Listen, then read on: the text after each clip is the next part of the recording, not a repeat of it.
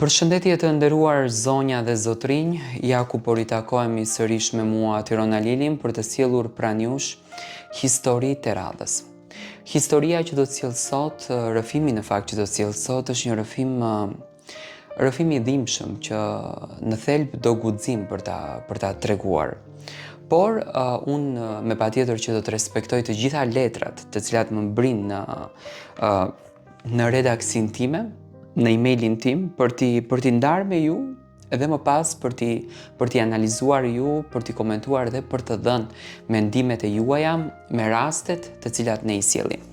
Sot pranë jush do të sjell një histori të shkruar nga një djalë I cili është I ri me moshë, do me thënë është 35 vjeç, nuk është edhe aq I ri, por ka rënë në dashuri me një vajzë të martuar. Do me thënë vajza ka një familje të rregullt, ka një bashkëshort, ka fëmijë, por ai është dashuruar. Do me thënë djali ka qenë I fejuar dhe shkaku I kësaj dashurie është ndarë edhe nga e fejuara e tij. Përshëndetje Tiranë. Unë që po të shkruaj jam një djalë nga Shqipëria. Të shkruaj për të treguar historinë time që e di vetëm unë, Zoti edhe shpirti im. Jeta kalon shumë shpejt. Kalon më shpejt se sa ne mendojmë.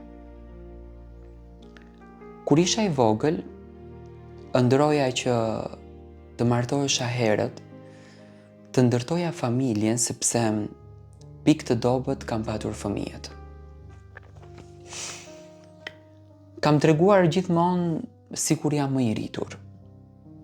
Ndoshta nga fakti sepse jam rritur me burra më të mëdhenj se vetja ime. Kam qëndruar me xhaxhain, kam qëndruar me dajën dhe kjo gjë më bëri që të burrërohem në shpirtin tim.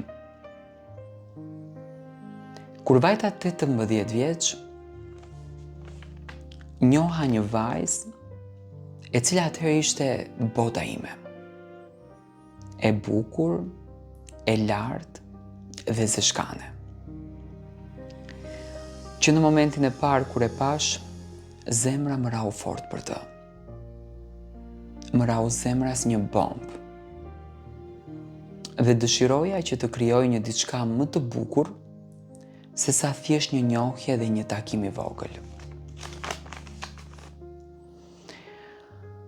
Kaluam disa muaj bashkë dhe nga emocioni që kishim, vendosëm që të fejoheshim.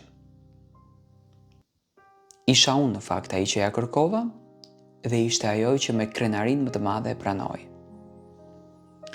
U fejuam dhe vendosëm që për disa vite të rinim të fejuar. Vitet kalonin dhe unë po rritesha edhe më shumë, apo thënë po burërohesha edhe më tepër. Dhe përzjodha që të punësohesha diku të punoja sepse më dukeshte vetja I pavlerë në momentin kur I drejtohesha Timati për t'i kërkuar disa para. U punësova në një linjë call centeri në Tiranë. Që në ditën e parë kur hyra aty, mora një energji që filloi të më ndryshon në mendime. Shumë njerëz, shumë botra, shumë djemë dhe shumë vajza, të cilët ishin të lirë si zogu dhe jetonin momentet e bukura. Dhe ndërto, menaxherja e këtij call centeri ishte vajza që më mbeti në sy. Me thënë të drejtën, nuk e kam menduar kur që kjo gocë do të dashuroheshte tek unë, sepse standardi I saj, niveli I saj në të cilin ajo ishte shumë larg nivelit në të cilin unë isha dhe jetoja. Si fillim njëherë filluam të shkëmbenim biseda. Edhe më pas, ndrimet e punës I kishim pothuajse në të njëjtin ndrim. Filluam të pinim kafe kur dilnim nga puna. Ajo qeshte nga humori që kisha unë, ndërsa shpirti im riprodhonte çdo ditë emocione. Dhe unë kur shkoja natën në shtëpi vetëm e mendoja. Ajo dashuri që unë e kisha menduar se ishte dashuri, tashmë brenda vetes time e kishte përfunduar. Dhe unë shpesh bisedoja me veten. Vallë, ku shkoi ndjenja ime? Vallë, ku është njeriu për të cilin unë isha në gjendje të sakrifikoja gjithçka? Fillova ta dashuroja këtë vajzë. Flisnim gjatë. Rria vetëm për këtë. Mendoja vetëm për të. Sa që momentet me të dashurën dhe të fejuarën time mu bën një ngarkesë e madhe, sa që mezi prisja të ikan dhe unë të vazhdoja me këtë të kënaqesha. U dashurova aq shumë sa që më çoi që të ndahem nga fejesa ime. Nuk e doja më. Filluam që të krijonim luftra ndërmjet vetit. Filluam që të krijonim zënka pafund. Filluam që të krijonim debate të cilat nuk ishin tonat. Dhe e vetmja që më falën dashuri është kjo vajzë. Ajo ka një familje, ka një bashkëshort mbi të cilin nuk dëshiron që ta lëndon asnjëherë. Ka pranuar të jetë me mua sepse kjo lidhje i kam premtuar që do të jetë lidhje sekrete. Dhe do ta mbajmë gjithmonë kështu.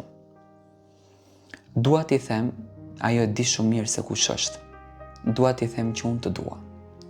Të dua pa marrë parasysh se në çfarë jete je ti. Të dua për njeriu që je. Dhe të dua që më ke ndryshuar jetën time dhe përditshmërinë. Ti je vajza më e bukur që unë e njoh. Ti je univers në botën ku ne jetojmë.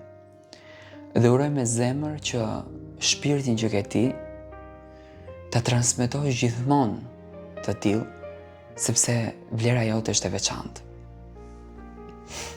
Unë të premtoj që nuk do të lëndoj kurrë, sepse mendja jote është e çmuar. Ti mendon ndryshe. Ke një logjik të pashpjegueshme. Tregon gjëra që unë i ndjej, por nuk kam guximin që t'i them. Dhe momentet e veçanta me ty janë vërtet të veçanta. Të dua sepse je gjëja më e shtrenjtë që unë e kam. Të dua sepse je ëndra e bukur e imja. Dhe të dua sepse më ke dhënë çdo gjë që unë në të vërtet duhet ta kem.